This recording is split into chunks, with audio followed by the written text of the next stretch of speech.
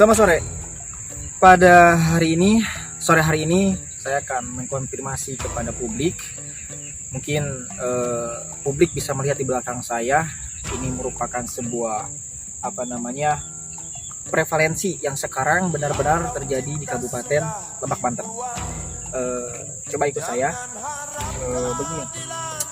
Hari ini, sore ini, saya akan mencoba memberikan sebuah edukasi dalam hal meningkatkan kesadaran hukum masyarakat di dalam memahami, di dalam bagaimana menilai tentang standarisasi operasional prosedural mengenai tentang pertambangan.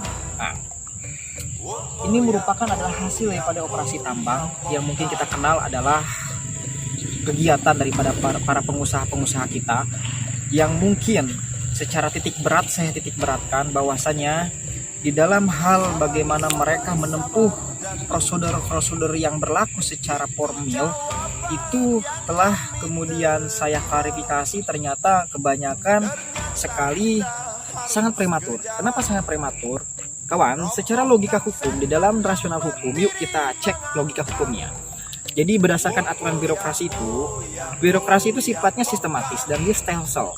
Dalam hukum Belanda dia sifatnya imperatif, dia memaksa. Artinya ketika birokrasi mengatakan A harus A, tidak boleh B dan tidak boleh C. Artinya kalau memang jalan tempuh dalam prosedural operasi tambang itu harus menuju A, yang A itu adalah merupakan hal yang lebih mengarahkan kepada ketertiban, maka harus ditempuh dengan jalan tertib. Tetapi kebanyakan ternyata pada fakta hukumnya, data real mengatakan beberapa oknum pengusaha kita tidak menempuh jalan itu.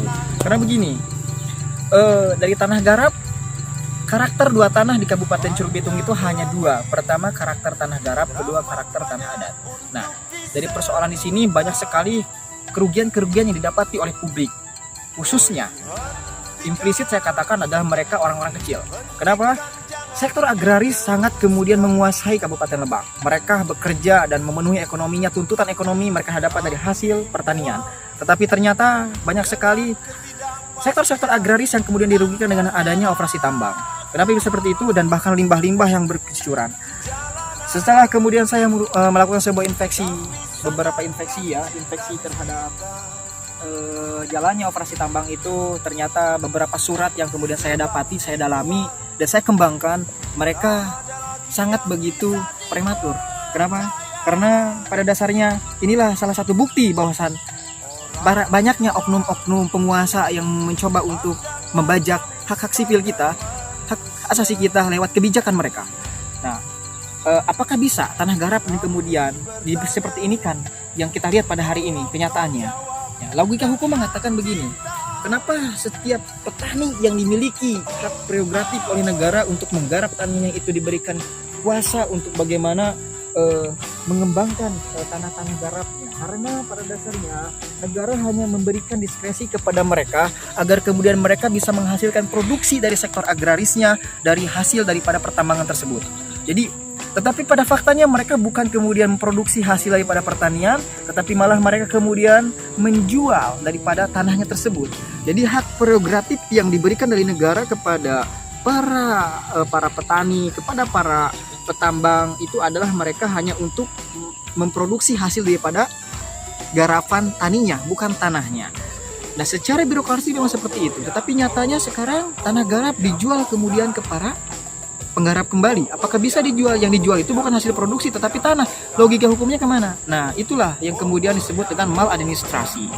Pangeran Diponegoro pernah mengatakan bahwasan kami akan tetap menjaga sejengkal tanah yang kemudian kami cintai. Artinya, itu mengkonfirmasi kepada kita semua anak bangsa, sejengkal tanah itu sangat berharga, walaupun memang nilainya tidak seberapa. Tetapi ada pesan penting di dalam itu. Artinya, kita memang pada dasarnya diberikan amanat atau mandat oleh negara untuk menjaga sejengkal tanah, yang dimana sejengkal tanah itu ternyata bisa memberikan kehidupan kepada kita.